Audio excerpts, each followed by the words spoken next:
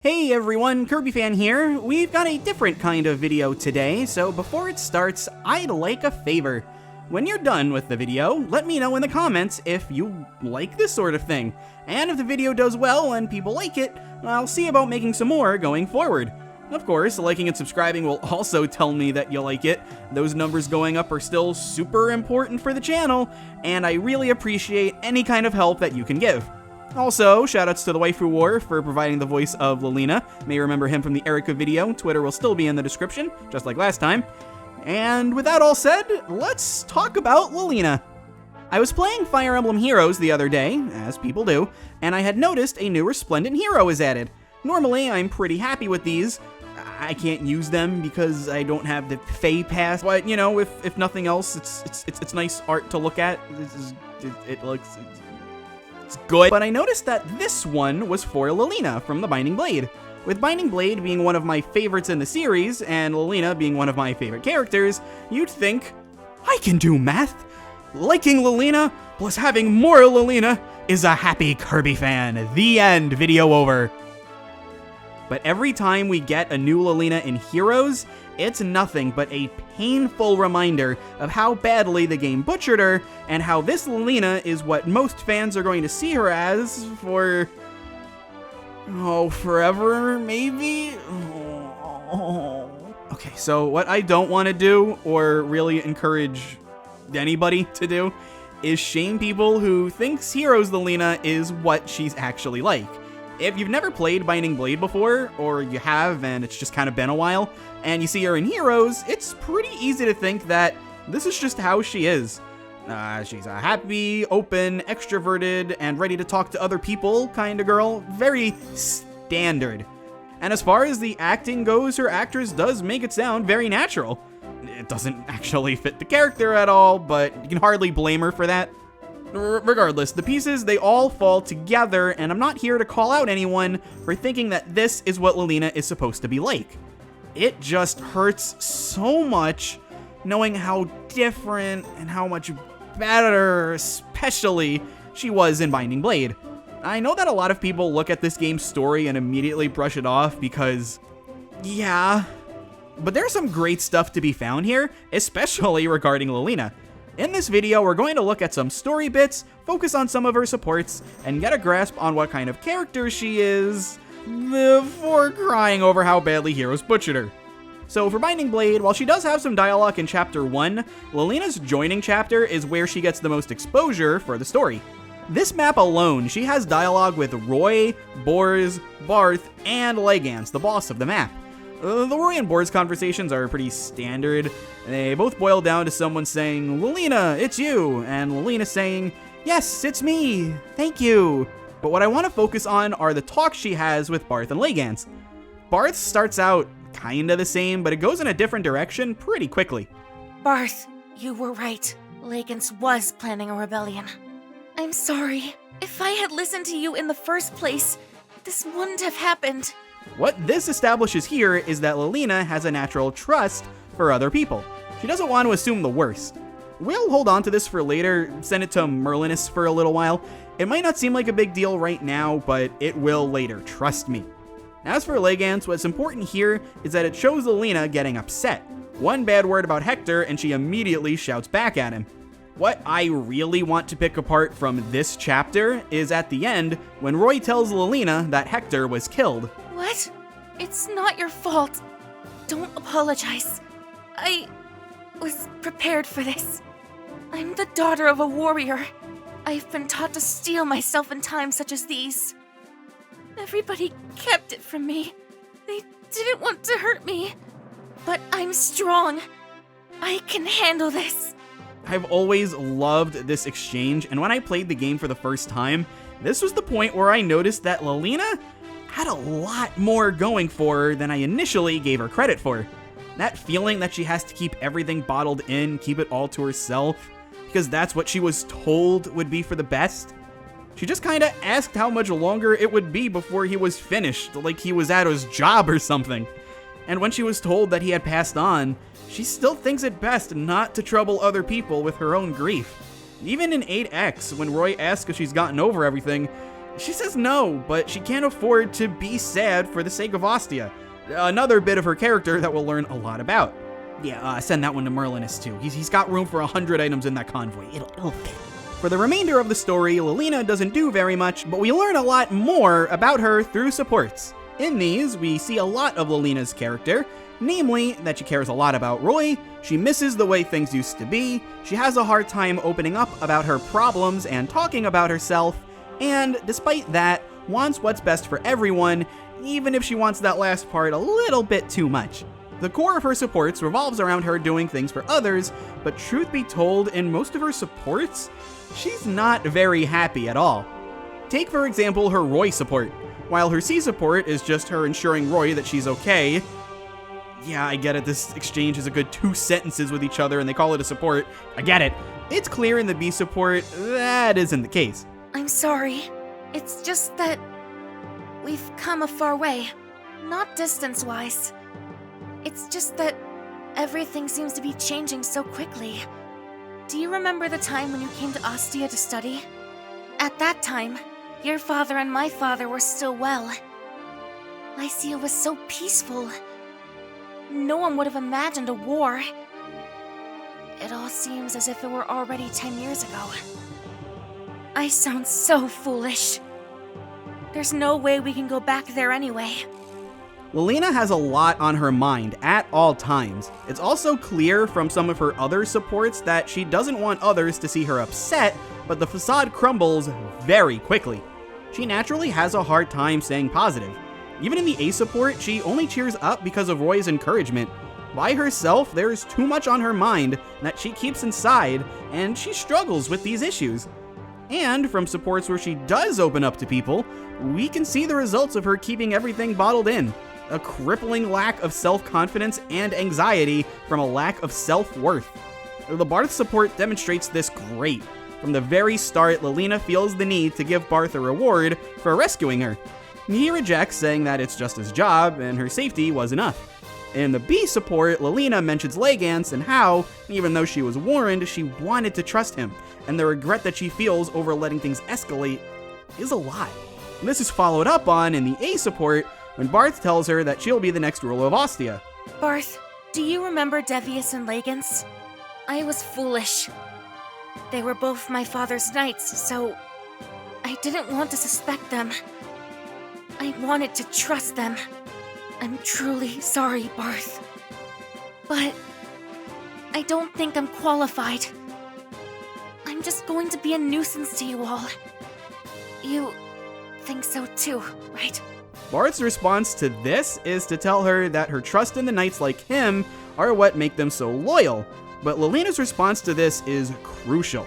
She doesn't say a word. No thank you, no apologies, nothing.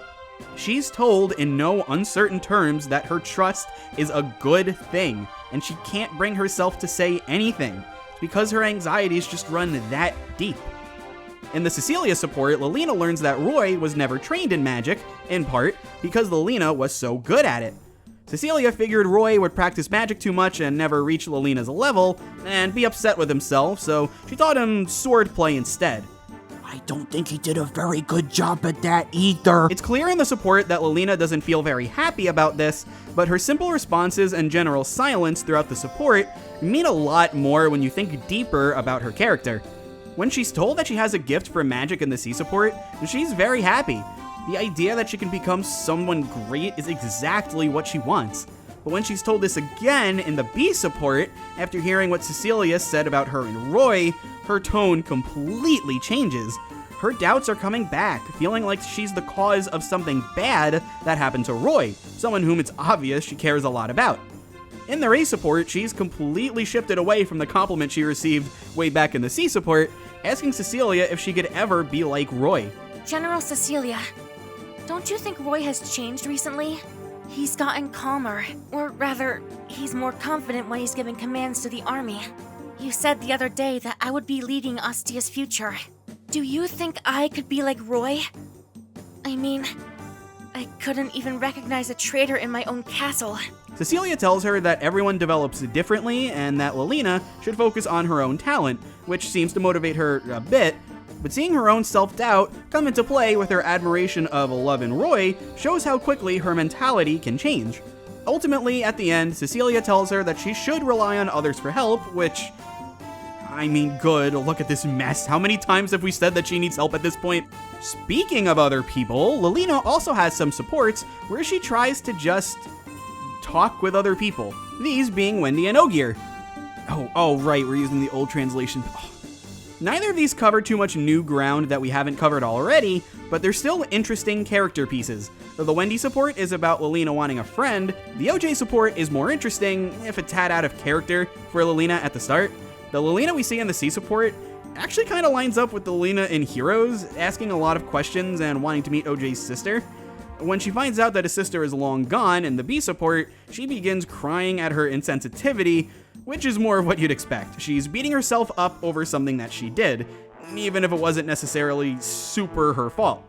Come A support time, she reaffirms not only her self-doubt, but her desire to help others. OJ, I'm sorry. I was so stupid. But I don't want to stay ignorant. Right now, I don't know anything about running a country, but I'll learn.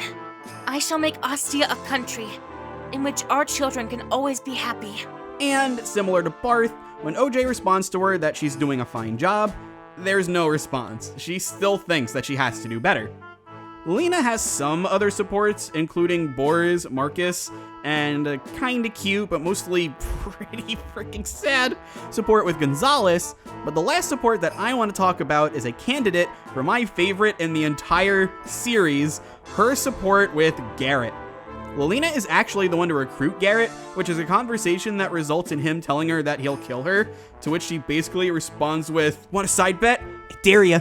While Lilina has a hard time accepting the kindness of others, the situation does a complete 180 when someone is more rude and direct. Remember Legance from Chapter 8? While this isn't a side of her that we get to see a lot, aside from what we've already said, and some random part in the Boars conversation for some reason, it's one of my favorite things about her. Case in point, in the C support, Lilina tells Garrett that she gave an expensive necklace to a poor-looking, blind old man. Garrett laughs at her and tells her that she got scammed, and initially her own anxieties about herself come into play, nervously saying that the man may have been telling the truth, but Garrett just shoots her down right away. But Lilina's insistence on trusting people and wanting to help them is affecting Garrett more than he's affecting her. Case in point, in their B support, Garrett begins with the upper hand, assuring her that he's a bandit, her notion that he's a good person and that she can tell good from bad, especially right after that whole necklace thing, is completely wrong. But then... In that case, why don't you just attack me right now? I have magic tomes, ribbons, a lot of expensive items. You can sell them for money. Right now, there's no one around. You should just take all my belongings and run off. If you did, then it would be my foolishness. But I don't think you would do something like that. I just feel that you're not a bad person. I trust you. Oh, I love this so much. This is like my favorite thing about Lilina ever. You don't understand. It's so good. All right, first off, Garrett's probably, 6 feet tall? How tall can Lilina be? Like almost 5 feet at best? Just imagine this conversation. She comes up to this guy's chest at the absolute highest, and she's basically telling him how trusting she is not a bad thing, and that he can just shut up, and all he can do is take it because she's right. Oh, I love it. But on a character level, there is so much to take from this. Lilina openly stating that she knows she has enough valuables on her for people to steal at any time, and that she isn't worried because of her trust is such a good way to write a character like this. She's not blindly happy or ignorant or super cheery and squeaky, focusing on trying to sound like she's okay. She knows. When she's spoken nicely to, it's a lot harder for her to come out and say this stuff, but with someone like Garrett around, forget it. And unlike all those other supports where Lilina says nothing, after she leaves, Garrett gets angry, showing up front that Lilina won this. I don't know, the shorter, the scarier, I guess. Actually, yeah, you know what? As a Kirby fan, that checks out, yeah. The A support is also good for further driving my points about Lilina home. If I see someone in need, I would feel that I want to do something to help him. If I met that old man again, I would probably give him something. Again. And has a nice moment for Garrett where he gives Lilina a new necklace, but the meaning of it is what matters the most. Namely, Lilina's insistence on trust won Garrett over, at least partially. It's a great way to end one of the best supports in the game, and while I do have a soft spot for the Trek Milady support, Trek's insistence on there being deeper meaning and him being a horse in his dreams is not only legitimately the funniest line in the game, it's also a giant middle finger to video essays like this, and I love it! But if that one isn't my favorite in the game, it's definitely this one. So what have we established about Lilina? To summarize it briefly, she's a nice girl who has a lot of issues with her own confidence and abilities. She naturally trusts others, but has a hard time opening up to those same people. She isn't shy per se, she wants to be friends with other people, social status be damned, but she rarely talks about herself, and is pretty down to earth overall. Outgoing, but quiet, even retrospective at times. This is not who Lilina is in Heroes. At all. It's not even close. In Heroes, she's cute, bubbly, happy, outgoing, and loves everybody! Alright, so throughout Heroes' life, we were given the normal Lilina and her resplendent, Valentine's Lilina, Summertime Lilina, Legendary Hero Lilina, and the duo hero of a much younger Lilina with Hector. We'll get the obvious one out of the way first. Summertime Lilina. It's almost funny how out of character this is. After everything that we've gone through in this video, do you really need me to tell you why Lilina's saying, "There's no time of year quite like summer"? You're right. I do have great taste. This is my favorite swimsuit. I'd die if anything ever happened to it. is totally off? As for the Hector-Lilina duo, okay, first of all, cute, cute, cute, cute, cute, cute! So cute! Second, I don't have very much to say because this Lilina is just a little baby. It's clearly modeled after the Lilina from Blazing Blade, FE7, who shows off her pony to Roy. Rich kids, am I right? And doesn't really do anything else. I like this a lot, but not because it's accurate to Binding Blade Lilina. It really isn't, but in this instance, I don't mind it so much because it's kind of a different character, kind of. Although that said, I actually do appreciate this one a lot, but more so for Hector. Also, the normal Lilina though, this one's pretty off, with lines such as, I admire your abilities with magic, really and truly. And I have a good feeling that you and I will be fast friends. ranging from okay at a glance, but off when you actually know Lilina, to wow, that's really out of character. Even lines like, What I want most is for the children of all worlds to live in peace. Oh, and to laugh, of course. don't feel right, partially because the delivery is far too happy, but also because this isn't the kind of thing Lilina is really open about. It takes someone like Garrett telling her that she's dumb and pathetic for her to really open up about this stuff, not some random summoner. Here, she's just very basic. The happy-go-lucky girl wanting to help, willing to do anything that she can. As for her resplendent, I can only imagine Roy's face when he sees me in this outfit. When I think of you, it sets my heart aflame. My father has clothing from Moose Pal too, so we match. actually, no, that one's not bad. That one's actually kind of cute. Thanks for the clothes. I love the feeling of trying on something new. Valentine's Lilina isn't nearly as weirdly happy, which is really good. I really love her level 40 conversation, with her thinking over the specific details of when and how she's gonna give away her gift, which we find out later is for Hector. That's the kind of thing that I'd expect Lilina to freak out over, and honestly, it's very sweet. The problem with this one is that, for the sake of keeping in line with the festivities, she's too outgoing and very quick to talk about herself. There aren't any major offenders here. This isn't nearly as bad as the previous ones, for example, but other than what I already said, nothing here strikes me as really Lilina.